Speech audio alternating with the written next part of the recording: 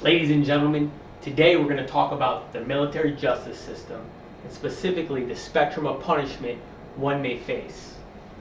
So here you have no punishment. Here you have your good old-fashioned ass chewing. You have your 6105 or page 11.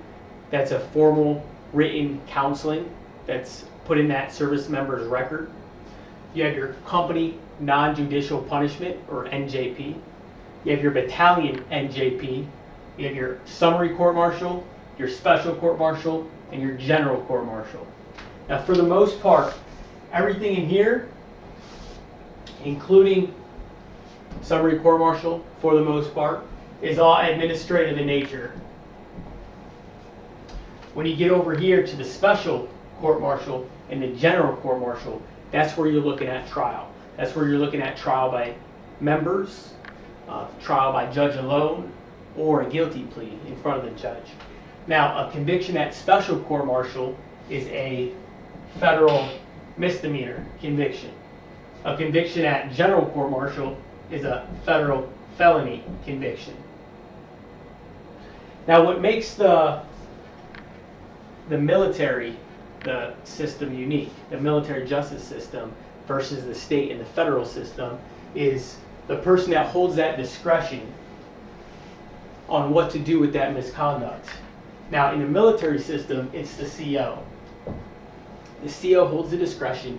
Most likely, he's not going to be an attorney, but he has attorneys he can reach out to, the SJA, and tell him what his left and right lateral limits are and recommend some articles to charge that service member with.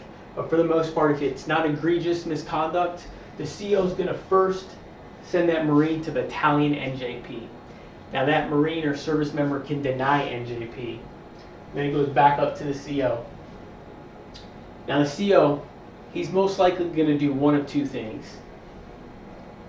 He can give that service member that formal counseling, and that will be kept in that service member's record. And if that service member gets 2 or more formal counselings, they could go to ADCEP. They can be sent to ADCEP for a pattern of misconduct. And an ADCEP is basically an employment hearing. Or, instead of giving the formal written counseling, the CO can send that service member to a special court-martial. And the reason that he's most likely to take one of these 2 courses of action is because that service member cannot deny that written counseling, and nor can they deny the special court-martial. That's all I have for this video.